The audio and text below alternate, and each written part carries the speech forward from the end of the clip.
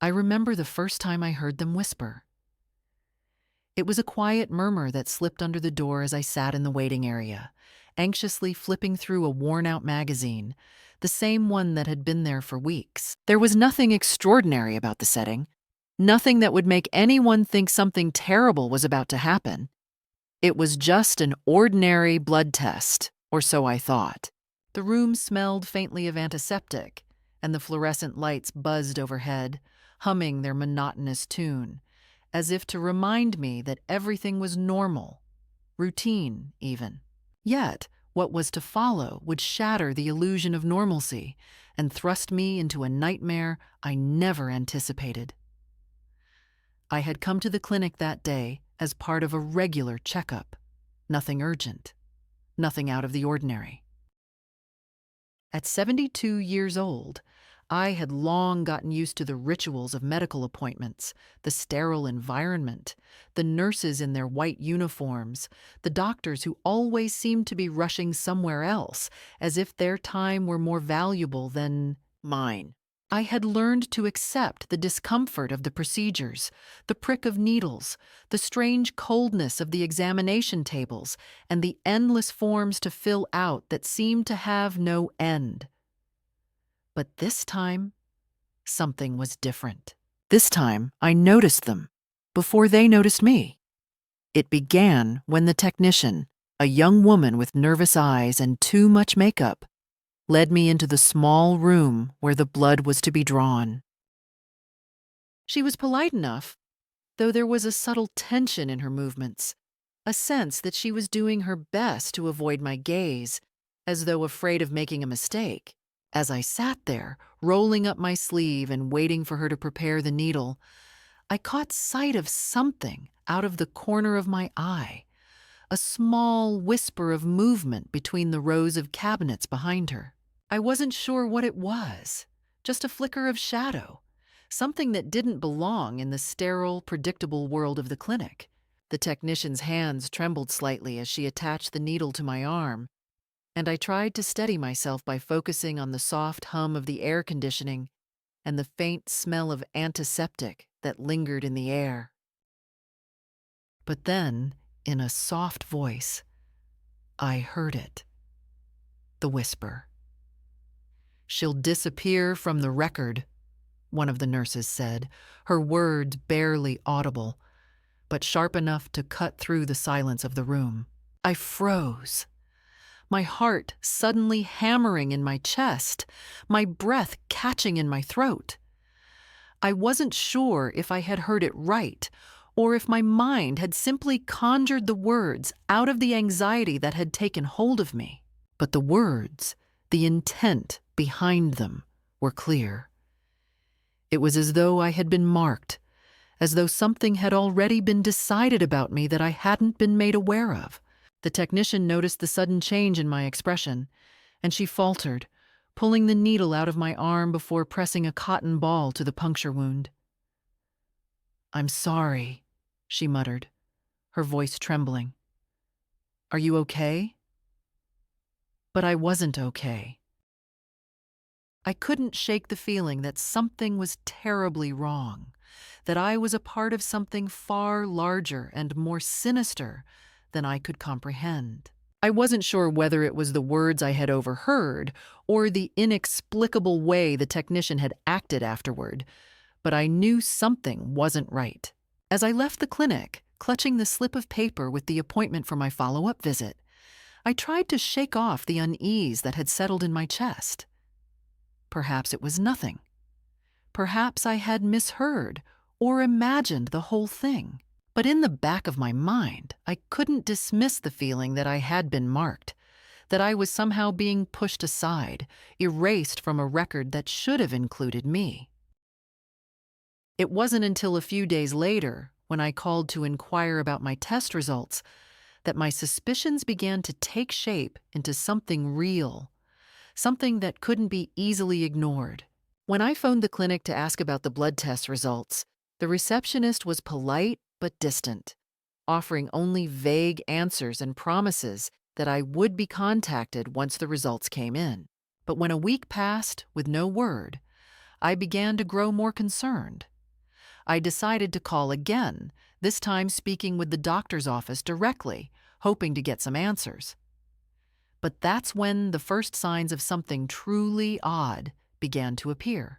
The nurse I spoke with seemed overly evasive, her voice tight, as though she were reading from a script rather than offering me an honest response. "The results are still pending," she said, her tone clipped. "It may take a little longer than usual." She paused, almost as though she were waiting for me to say something, but I didn't.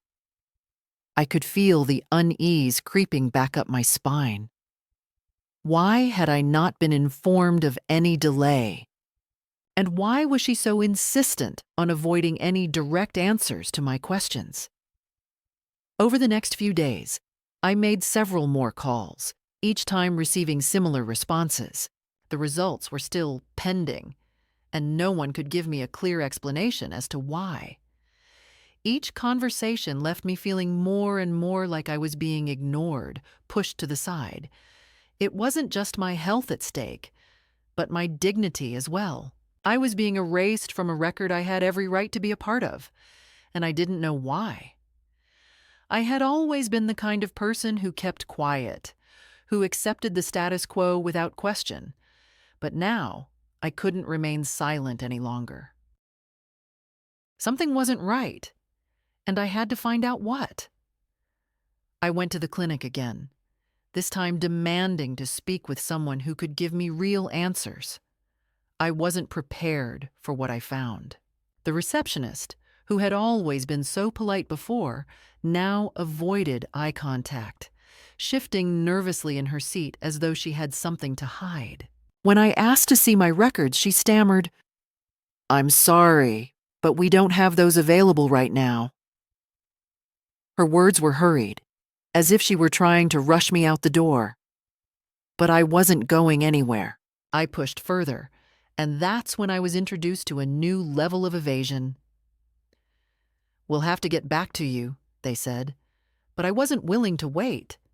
I demanded to see my report, to hold it in my hands. When the nurse returned, she was visibly flustered, holding a sheet of paper in her hands.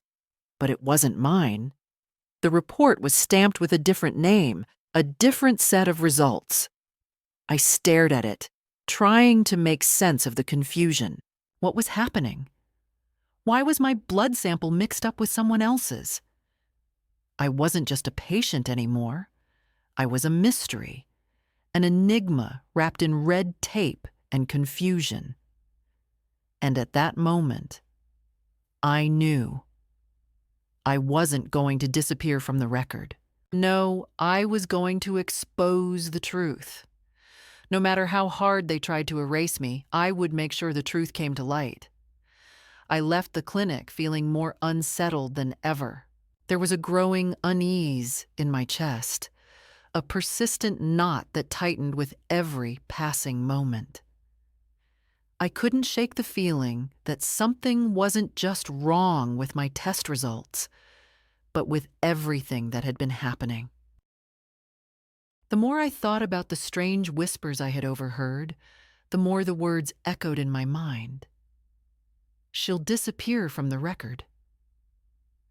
The sheer absurdity of it kept me up at night, replaying the scene over and over in my head. Why would they want to erase me? What was the purpose of hiding my results?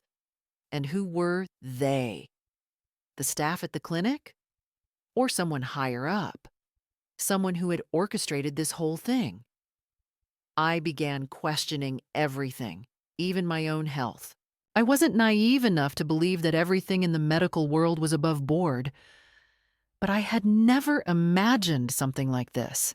I had been a patient for years, never missing an appointment, always following the rules, and yet I was being treated like I didn't matter. I had trusted them. I had trusted the process. But now, I felt as though I had become part of some dark, hidden agenda that I couldn't quite understand. It was the frustration, the helplessness that gnawed at me. I knew that something was being concealed, and the more I tried to dig, the more resistance I encountered. My first instinct was to speak to someone higher up, someone who could give me the answers I was desperately seeking. But I quickly realized that the more I pushed, the more the doors seemed to close around me. I tried to reach out to the clinic's director, hoping that maybe someone in a position of authority would be more forthcoming, but my calls were never returned. Each time I followed up, I was met with the same vague responses. The doctor is unavailable. The records department is processing the request. We're looking into the issue. It was always the same, just enough to placate me for the moment, but never enough to satisfy my growing suspicions. The breaking point came when I decided to request a copy of my medical records. I was well within my rights to do so, and yet, when I showed up at the clinic to collect them, I was met with resistance I hadn't anticipated. The receptionist, who had been so polite during my previous visits, was now cold, almost dismissive. She asked me to wait in the lobby while she checked with the back office, but something in the way she said it made me feel like I was being watched, like I was an inconvenience, a problem to be dealt with rather than a patient to be respected. I waited for what seemed like an eternity, the clock on the wall ticking in the background, each second stretching longer than the last. The sterile white walls of the clinic felt suffocating now, like they were closing in on me, trapping me in a space that had once seemed safe, but now felt alien, even hostile. My anxiety began to rise again, a heavy weight in my chest that threatened to suffocate me. I thought back to the whispers, the way the technician had looked at me with nervous eyes, the vague answers I had received, and I knew deep down that I couldn't leave without the truth. Finally, after what felt like hours, the receptionist returned. She didn't look me in the eye as she handed me a folder. Her hands trembled slightly, and I could tell she was nervous, like she was afraid of something, or perhaps afraid of me. "Here you go," she said, her voice too soft, too hurried. "Everything should be in order."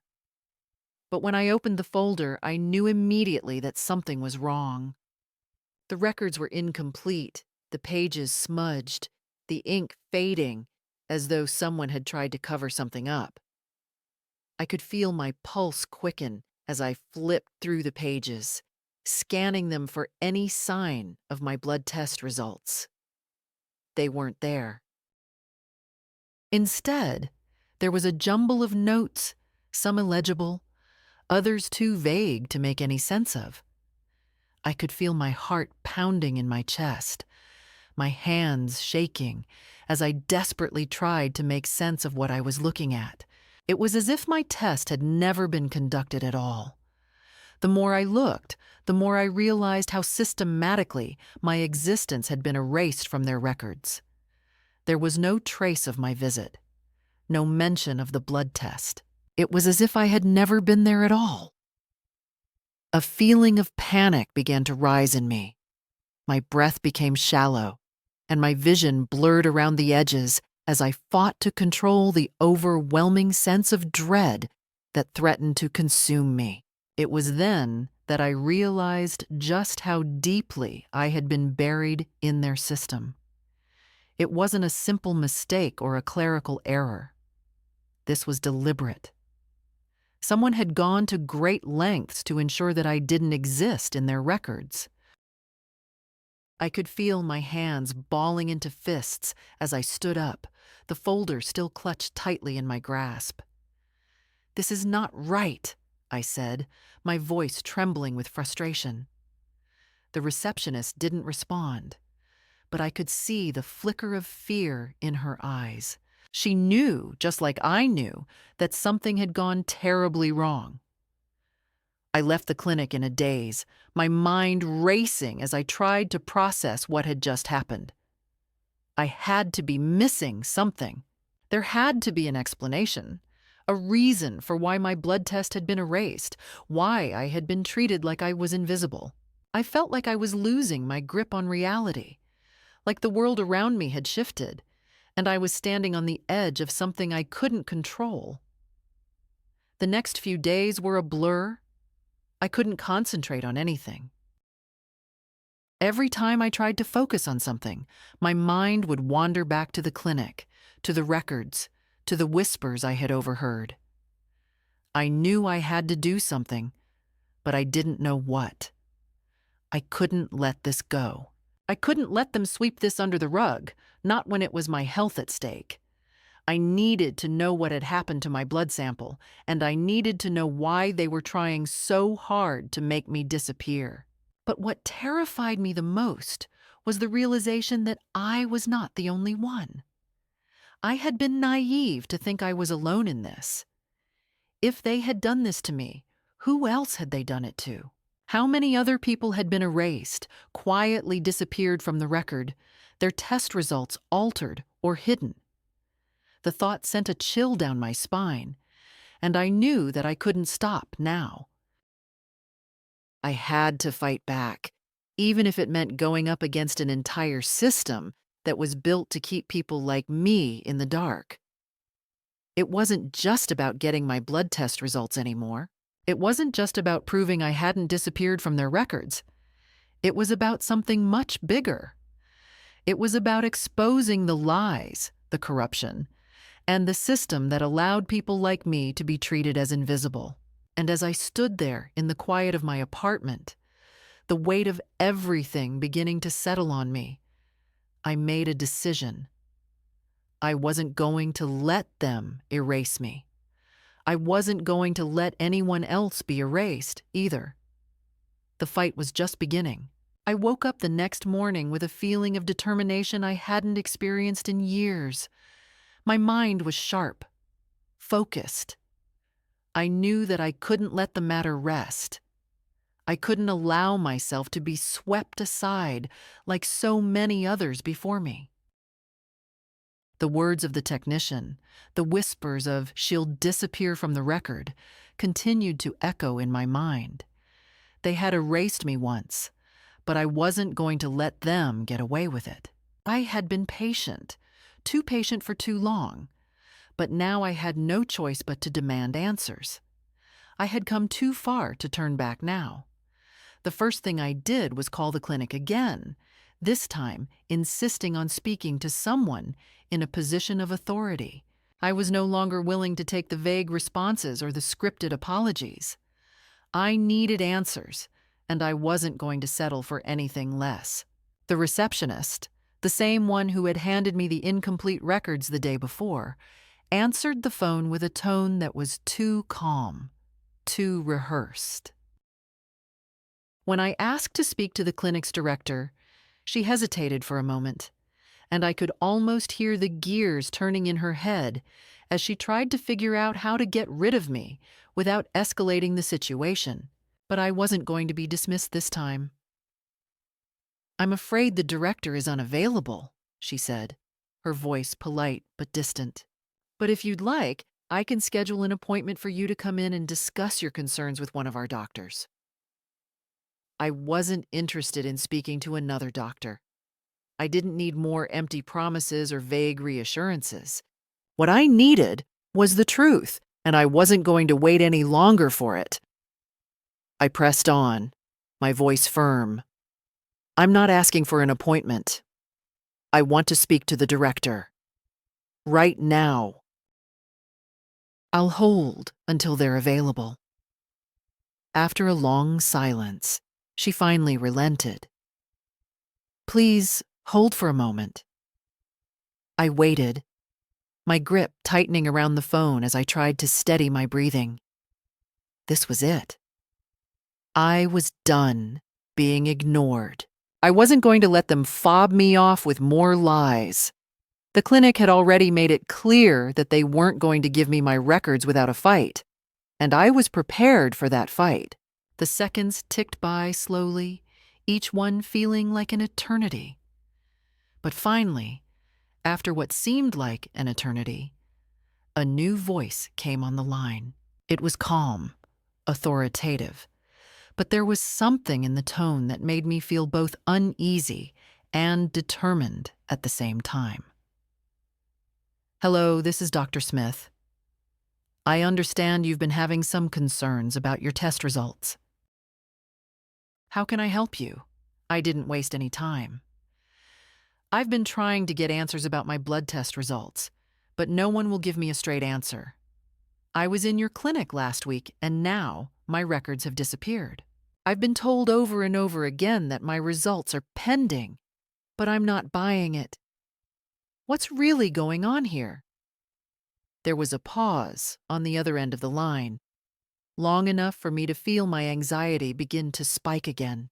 "I'm sorry to hear that you're feeling this way," Dr. Smith said after a moment, his voice softening just slightly. "I can assure you that we take all of our patients' concerns seriously, and I'd be happy to look into this for you. However, I think it would be best if you came into the clinic to discuss this in person." I wasn't about to let them control the conversation. "No," I said, my voice steady but firm. "I'm not coming in until I get answers. I want my test results, and I want a full explanation of what happened to them. I've been more than patient with your clinic, but I'm done waiting. If you don't provide me with the information I need, I'll be forced to take this matter further." There was another long pause, and I could feel the tension building between us, thick and palpable. "I understand that you're upset, Doctor," Smith said finally, "but I assure you that we are doing everything we can to resolve this. If you would just come in, I'm sure we can sort everything out." I wasn't interested in more promises. "No, Dr. Smith, I'm not coming in again until I have the full picture. I'm done playing games." The silence on the other end of the line stretched out even longer this time, and I could tell that he was weighing his options, trying to figure out how to manage the situation without further escalating things. But I wasn't going to back down. I wasn't afraid of him or his clinic. This wasn't just about a missing blood test anymore. This was about standing up for myself, for my rights, and for anyone else who might be quietly erased in the same way. "I'll have to escalate this matter," Dr. Smith said finally, his voice strained. "But please understand that I'm doing this for your own good. I don't think it's in your best interest to involve outside parties just yet. Let us handle this internally." I could feel the faintest hint of a threat in his words, but I wasn't intimidated. "Do whatever you need to do, Dr. Smith, but understand this. I won't be ignored any longer. I won't let you or anyone else sweep this under the rug. If I don't get the truth, I'll take this as far as I need to." I hung up the phone, my heart racing. I was no longer simply a patient trying to get answers. I was a woman who had been wronged, and I wasn't going to rest until I had uncovered the truth. But I knew that this was just the beginning. The clinic had made it clear that they weren't going to give up easily, and I couldn't afford to let my guard down. I had to stay vigilant. I had to keep pushing. If they thought they could erase me from the record, they were sorely mistaken. I wasn't going anywhere. In the days that followed, I became more and more obsessed with the idea of finding out what had happened to my blood test results. I dug deeper into my research, reading up on medical procedures, patient rights, and anything else that could help me understand how I had been treated so unfairly. The more I learned, the more I realized just how fragile the system really was. I began to see cracks in the facade, signs that the clinic had been hiding more than just my records. I couldn't prove it yet, but I was certain that there was something far more sinister at play. I reached out to a lawyer, hoping to get some professional advice on how to proceed. After a long conversation, I was told that I had a strong case. My medical records were my right, and the clinic had no legal grounds to withhold them from me. The lawyer advised me to file a formal complaint with the medical board and to consider taking legal action if things didn't improve. The thought of taking the matter to court terrified me, but I knew that I had no other choice. I couldn't let them get away with this. I couldn't let them make me disappear without a fight. But as I prepared to take the next step, something strange happened. I received a phone call from the clinic, a call that I wasn't expecting. It was the receptionist again, her voice filled with an odd mixture of tension and relief. "We've found your test results," she said, her tone a little too eager. "I'm sorry for the delay. Would you like to come in and pick them up?" I hesitated for a moment, my mind racing. It felt too easy, too convenient. Why now, after all this time, had they suddenly found my results? And why did I have the sinking feeling that something wasn't quite right? But I knew I had to go. I had to see for myself what they had given me, and what they had been hiding all this time. When I arrived at the clinic later that day, I was met with an almost unnervingly warm reception. The receptionist was all smiles. The doctor seemed unusually pleasant. And even the technician who had drawn my blood greeted me with an odd kind of familiarity. It felt like a trap, but I had no choice but to walk right into it. I needed the truth, no matter how badly they tried to hide it.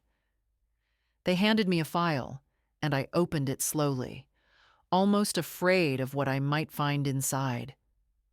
What I saw confirmed my worst fears. The test results were there, but they weren't mine. They were someone else's, and that someone was not just a random patient. They were someone I knew, someone whose name I recognized. The implications of what I had just uncovered hit me like a bolt of lightning, and I knew that this was no longer just about a missing blood test. This was much, much bigger than I had ever imagined. They hadn't just erased my record, they had tried to replace me with someone else entirely. The fight had just escalated, and I was no longer going to stand quietly by. When I first walked into the clinic that day to pick up my test results, I had no idea just how deep the rabbit hole went. The smile on the receptionist's face, the over-the-top politeness from the staff, it all felt too perfect, too rehearsed. Something about it unsettled me. The way they treated me like I was just another patient to be placated, another customer to be satisfied, made my skin crawl. It felt like they were trying too hard to make everything appear normal, and in doing so, it only highlighted how unnatural the situation had become. But there was nothing I could do but keep moving forward, hoping that by some miracle, I might find the answers I needed, or at least get a glimpse of the truth. They handed me the file without hesitation, and I took it with a mixture of anticipation and dread. As I flipped through the pages, my heart sank. It wasn't my test results. At first, I thought it was some mistake, a mix-up, a clerical error. But then I saw the name. The name wasn't mine. It wasn't even close.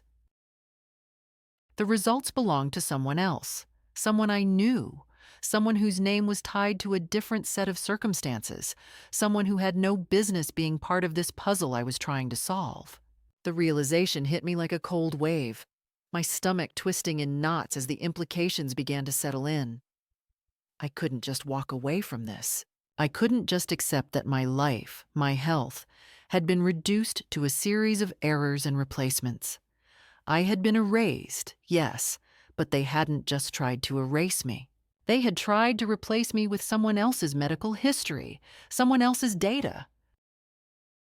It was as if they were attempting to erase every trace of my existence from their system and replace it with something they could manipulate, something they could control. This wasn't a mistake. This was deliberate. They had a purpose, and I was caught in the middle of it. The more I thought about it, the more it became clear to me that I wasn't just fighting for my own medical records anymore. I was fighting for something bigger. I had to expose the corruption, the manipulation, the fraud that was happening right under my nose. But how? Who could I trust? The clinic had already proven that they would go to great lengths to hide the truth, to protect their own interests. They had tried to erase me, and they had tried to replace me with someone else's identity. What other lengths would they go to in order to cover their tracks? I didn't have the answers, but I knew one thing for certain. I wasn't going to let them get away with it. I wasn't going to stand by while they manipulated my health, my future, and my very identity. The system had failed me, and I wasn't going to let it fail anyone else. I left the clinic with the fake test results still clutched in my hands, feeling a wave of anger wash over me. I couldn't even begin to explain what had just happened, but I knew I had to act. I couldn't let this slide, not when it felt like everything I knew about the medical system was being turned upside down. I needed help, but I didn't know where to turn. I couldn't trust the clinic, not after everything they'd done. I needed someone outside of the system, someone who would understand what I was up against, someone who could help me uncover the truth. I reached out to a lawyer, someone who specialized in medical malpractice. It was a difficult decision, but I had to take the next step. The stakes were too high for me to handle this on my own. The lawyer I spoke with listened to my story, and while he didn't offer any immediate solutions, he didn't dismiss me either. He seemed to understand the gravity of the situation, the potential for something much bigger happening behind the scenes. He suggested that I gather as much evidence as possible and that I should be prepared to escalate the matter further if necessary. But he warned me that this wouldn't be easy. If I was going to take on a system that was already trying to erase me, I would need to be prepared for a fight, one that might get ugly. It wasn't the answer I wanted to hear, but it was the reality I had to face. The truth was, I didn't know what I was up against. I didn't know how deep the corruption ran or how far the people involved would go to protect themselves, but I knew I had to try. I had to expose what was happening, no matter the cost. The lawyer helped me navigate the process of filing a formal complaint with the medical board, and we began collecting evidence. I couldn't afford to make a mistake. Every piece of information I gathered had to be solid, irrefutable. I had to build a case that would stand up in court, something that could not be easily dismissed. The more I dug into the clinic's practices, the more I realized just how complicated and far-reaching the problem was. It wasn't just one bad apple in the bunch. It was a system, a network of people who had found ways to manipulate the system for their own benefit. I began to hear rumors from people in the industry, whispers of corruption and malpractice that stretched far beyond the walls of the clinic where I had been treated. It seemed that the more I uncovered, the more I realized how many others had fallen victim to the same system I was now up against. There were patients who had been misdiagnosed, others whose records had been altered or completely erased. I wasn't the only one who had been erased from the record. I was just the one who had stumbled onto something I wasn't supposed to see. The deeper I dug, the more dangerous it became. The people I was up against were powerful, and they didn't play fair. They had the resources to cover their tracks, to silence anyone who threatened to expose them. The clinic had tried to replace my records, but now I was determined to replace their lies with the truth. It was no longer just about me.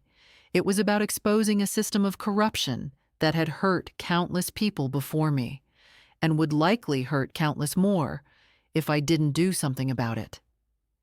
I knew I couldn't do it alone, but I also knew that if I didn't take this to the next level, if I didn't go public with what I had uncovered, then I would become just another erased name in the system.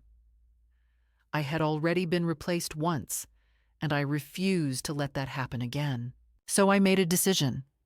I would take my case to court, and I would make sure that the people responsible for trying to erase me would answer for their actions. The clinic had tried to make me disappear, but I wasn't going anywhere. It was time to escalate the fight, and I wasn't going to back down. I had already come too far.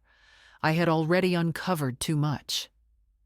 Now it was time for the world to see the truth, no matter how ugly it might be. The battle was far from over. In fact, it was just beginning. I had always considered myself a patient person, someone who understood the importance of taking things one step at a time. But that patience had been stretched beyond its limits. The more I uncovered, the more I realized how far the people behind this deception were willing to go to maintain their control. It wasn't just about a missing blood test anymore, or even about my identity being replaced with someone else's. No, it was something deeper, something more insidious. And the more I dug into the labyrinth of bureaucracy and corruption, the more it became clear that I was facing an enemy that would stop at nothing to protect its interests. I had crossed a line, and there was no going back. The lawyer I had been working with had warned me from the beginning that this wouldn't be easy. He had told me that I was up against a well-oiled machine, that the medical industry, like so many others, was filled with powerful people who had connections and resources to keep things quiet. But even he hadn't fully prepared me for the lengths to which these people would go. At first, I thought that by gathering evidence and filing complaints with the medical board, I would be able to expose the truth, to shine a light on the corruption I had uncovered. But the more I tried to take action, the more the walls closed in around me. Every move I made seemed to be met with a new layer of resistance, a new obstacle that I hadn't anticipated. It wasn't just about dealing with the clinic anymore. It was about fighting a system that had been set up to protect itself, no matter the cost. The first real escalation came when I filed my formal complaint with the medical board. I had hoped that, at the very least, they would take my claims seriously, that they would investigate the clinic and the people responsible for falsifying my medical records. But instead, I was met with silence. I followed up with the board multiple times, each time getting more frustrated, more desperate for answers. The responses I received were vague, dismissive, and often completely unhelpful. They would tell me that my case was under review, that they were looking into it. But each time, I felt like I was being given the runaround. It became clear to me that the medical board was not as independent as I had hoped. It was just another cog in the same machine, a part of the system that had allowed my records to be altered and erased in the first place. I couldn't trust them, and that realization hit me harder than I had expected. I knew that I couldn't give up. I had already come too far to turn back now. So, I decided to take matters into my own hands. I started to gather more evidence, to dig deeper into the clinic's practices. I began to reach out to other patients who had been to the clinic, trying to find people who had experienced the same kind of treatment I had. It wasn't easy. Many of the people I spoke to were afraid to come forward, worried about retaliation or the consequences of speaking out against a medical institution that held so much power. But slowly, I began to piece together a picture of a clinic that had been involved in a pattern of misconduct, one that went far beyond simple mistakes or errors in judgment.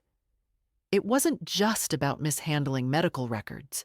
It wasn't just about altering test results. It was about the manipulation of people's lives, about using their medical data as a tool to control them, to erase their identities, to play with their health for the sake of profit and power.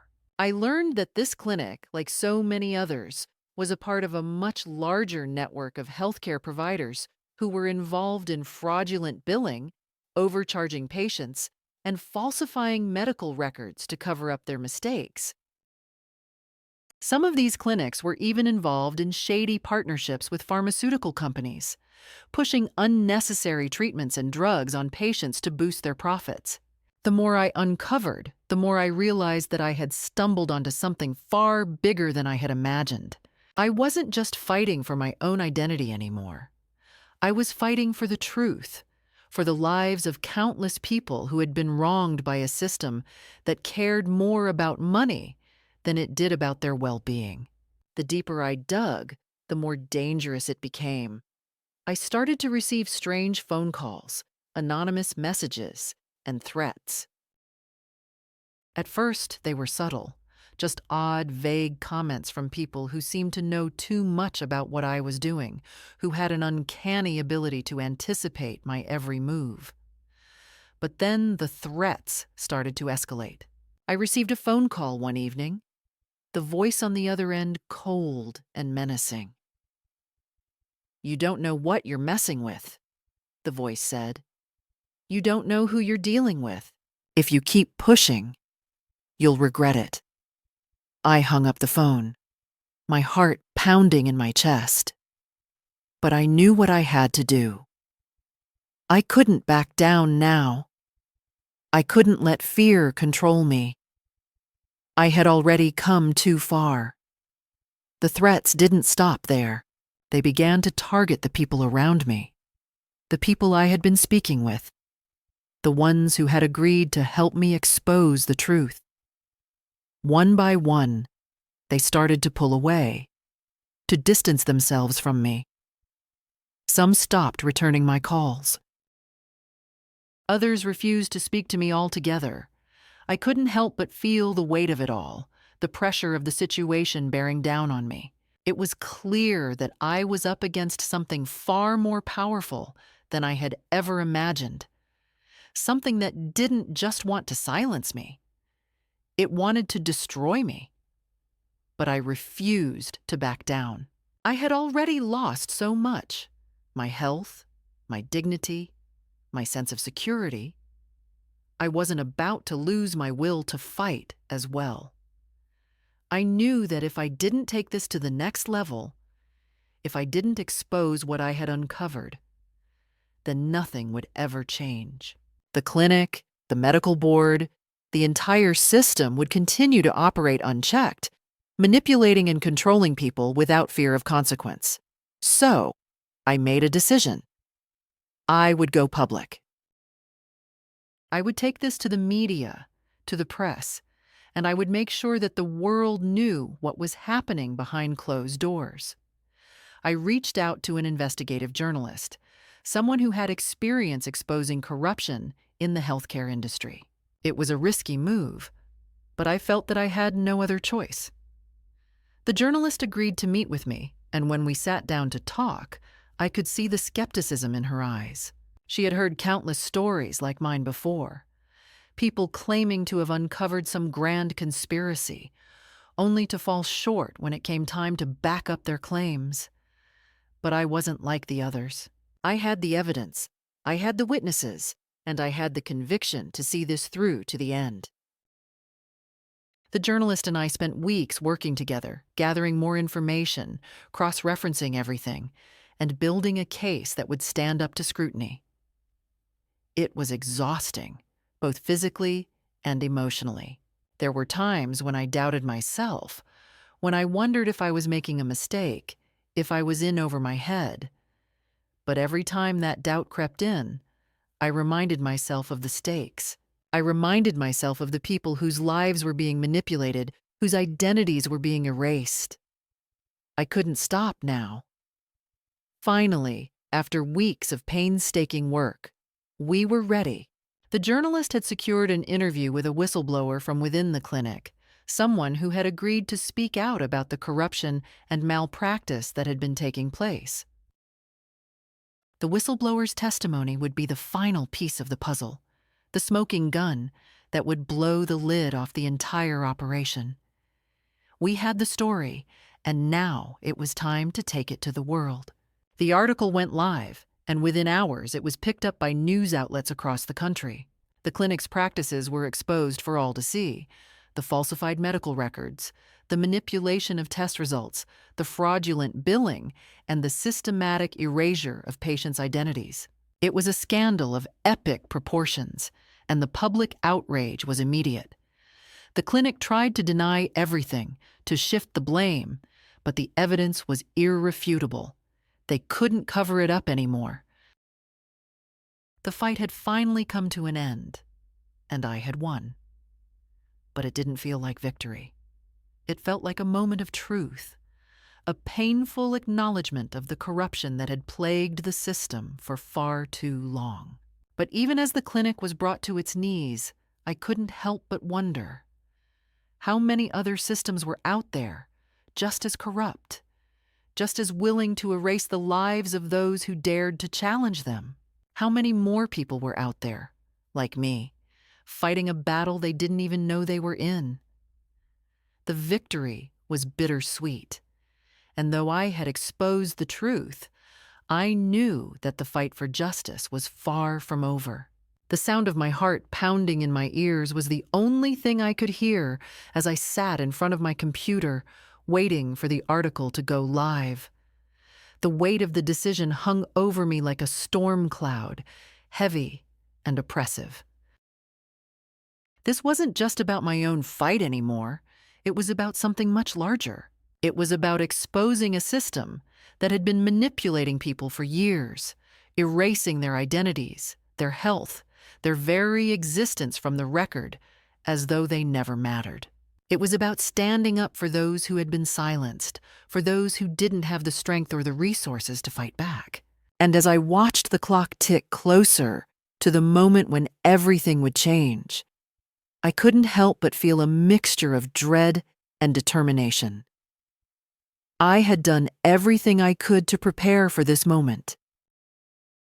I had gathered the evidence, I had worked with the journalist, and I had made sure that every detail was accounted for. The story was solid, the facts irrefutable, and the people who had helped me, the ones who had come forward as whistleblowers, were ready to testify. We had been meticulous in our preparation, knowing that the clinic would try to fight back with every resource they had. But I also knew that once the truth was out there, once the public saw the extent of the corruption that had been allowed to flourish in the shadows, there would be no turning back. The journalist's phone rang, breaking the silence. She looked at the screen, her face paling as she answered the call. I could feel the tension building as she listened to the other end, her fingers tapping nervously on the desk. When she finally hung up, she turned to me, her face grim. "They know," she said quietly. "The clinic. They know it's coming. They're already trying to cover their tracks." I felt a chill run through me.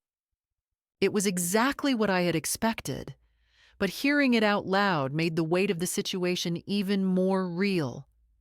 The clinic, the system that had tried to erase me and so many others, was not going to go down without a fight.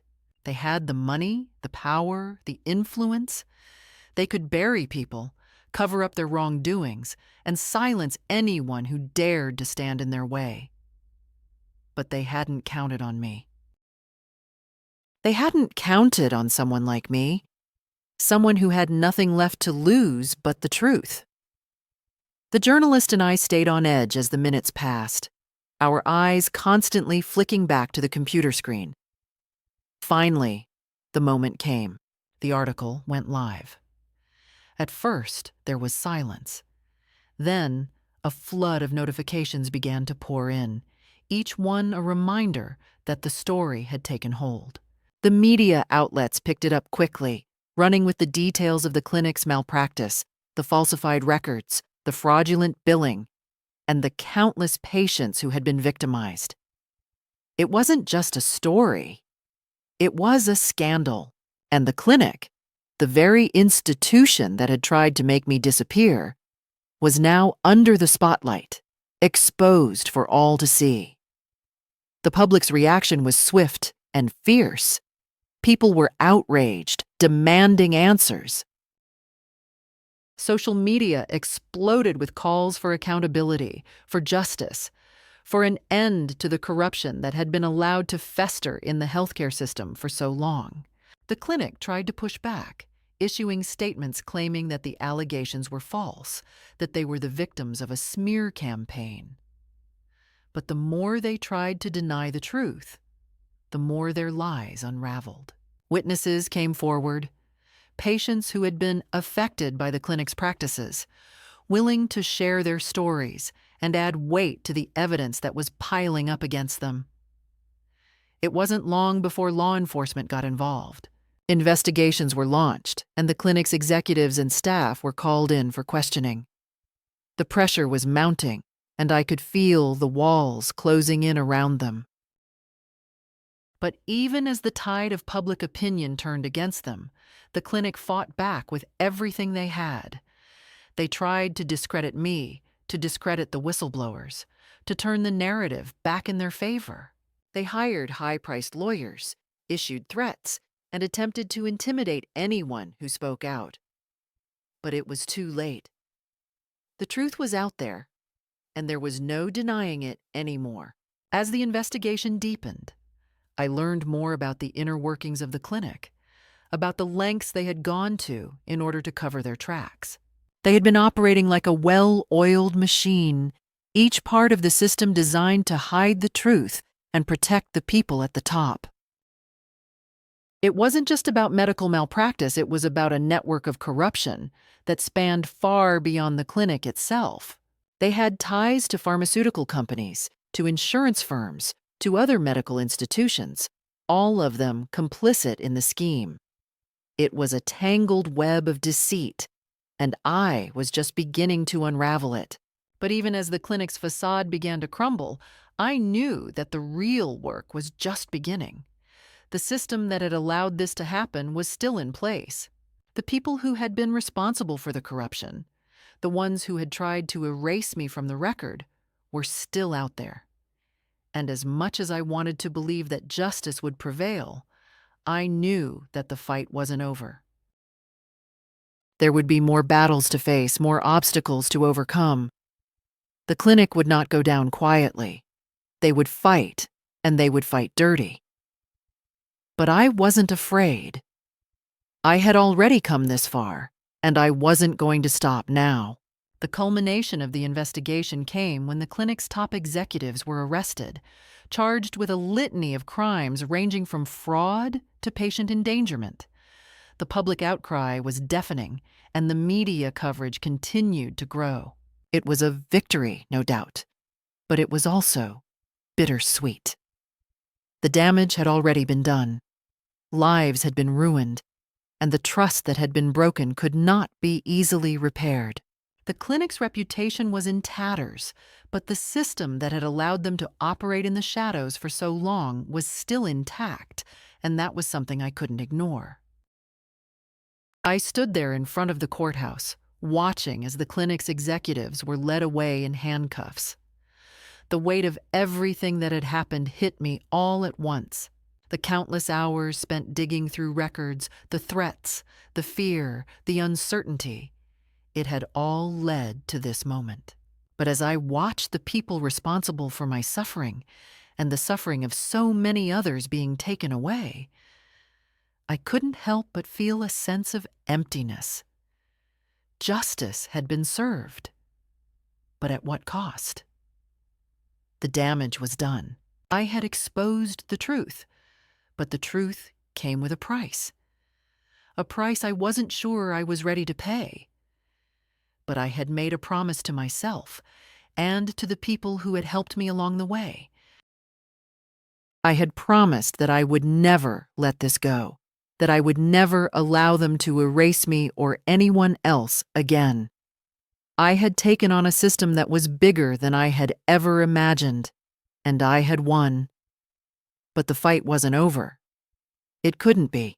There were still more people out there who needed help, still more systems that needed to be exposed. I couldn't stop now. Not when the truth was finally in the light. The battle had been fierce, and the victory was hard-earned. But as I walked away from the courthouse, I knew one thing for certain. I wasn't going to disappear from the record. Not now, not ever. I would keep fighting, no matter what. The truth had a way of coming to light, even when it seemed like it was impossible. And as long as I had the strength to keep going, I would make sure that truth was never silenced again. The days that followed the arrest of the clinic's executives were a blur of headlines, court hearings, and public outcry. The story that had once seemed so small, so personal, had spiraled into something much larger than I had ever anticipated. The media was relentless, and every day I found myself faced with a new round of interviews, requests for statements, and questions from people who had only recently become aware of what had happened. At first, I struggled to find the right words to make sense of the whirlwind I had found myself in. The attention was overwhelming, and for a time, I wasn't sure how to handle it. But as the days passed, I began to realize that this wasn't just about me anymore. This was about something far bigger. It was about a system that had long been allowed to operate unchecked, a system that had harmed countless people before me, and would continue to do so if no one spoke up. And now, with the truth out there, it was my responsibility to make sure that the changes we needed were more than just temporary. The media circus that had surrounded the arrest of the clinic's executives began to fade, but the questions still lingered. What would happen to the victims? What would happen to the system that had allowed this to happen in the first place? I found myself facing a new set of challenges, ones that I hadn't anticipated when I first set out on this journey. The fight for justice didn't end with the arrests. If anything, it was just beginning. As the criminal trials began, I watched from the sidelines, sometimes attending the hearings, sometimes reading the updates in the news. The executives, those who had once wielded so much power, sat in a courtroom, their fate now in the hands of the justice system. But it wasn't just them who were on trial. The entire system that had allowed their actions to go unchecked was now under scrutiny. The medical board, the insurance companies, the pharmaceutical partners, none of them were immune.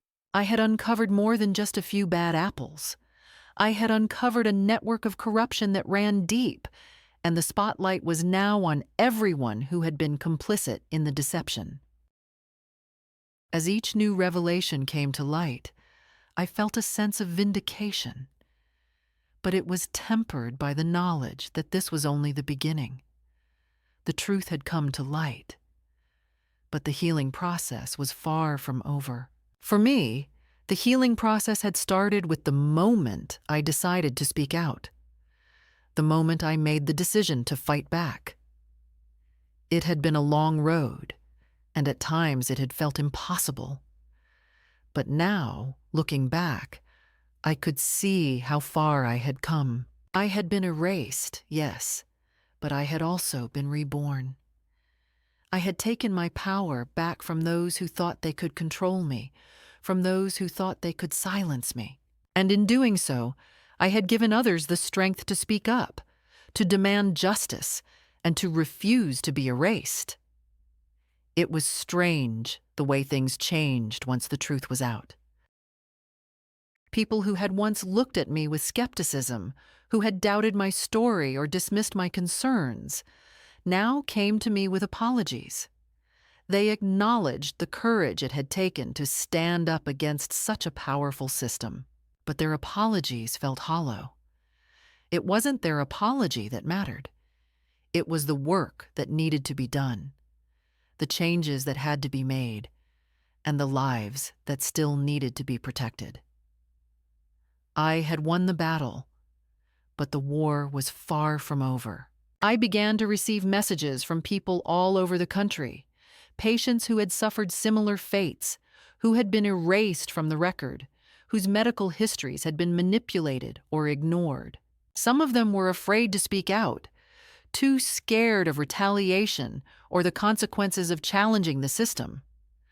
Others had already tried, only to find themselves silenced by a system that had no interest in hearing their stories. But there were others, too. People who had found their voice, who had been inspired by the fight I had waged, and who were ready to join me in the fight for change. I knew that I couldn't do it alone. The work that needed to be done was too vast, too complex to tackle by myself. So, I began to build a network, a group of people who had been affected by the system and who were ready to stand together. We reached out to lawmakers, to activists, to organizations that fought for patient rights. Together, we began to push for real, lasting change. It wasn't easy. Every step felt like a struggle, a battle against a system that had been built to protect itself.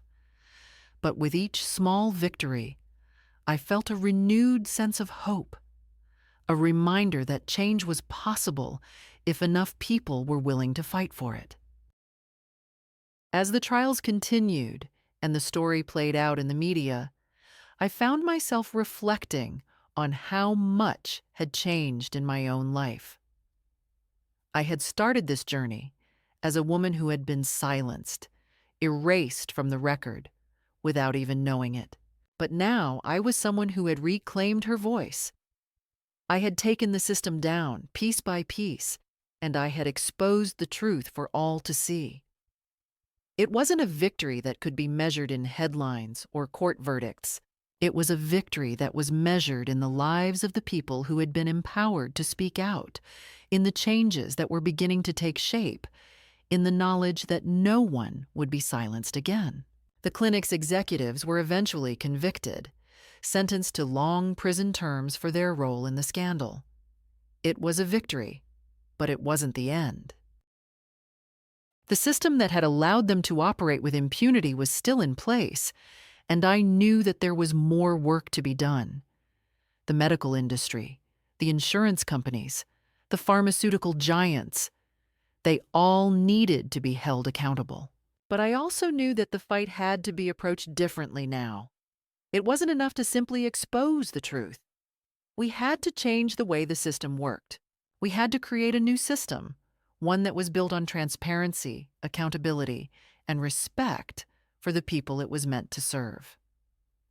In the months that followed, I continued my work, pushing for reforms, speaking at rallies, meeting with legislators. Slowly, but surely, the winds of change began to blow.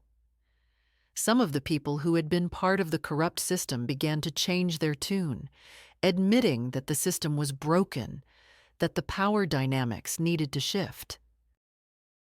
It wasn't enough yet, but it was a start. And as I stood in front of the crowd at a rally one afternoon, speaking about the need for systemic change, I looked out at the faces in the crowd.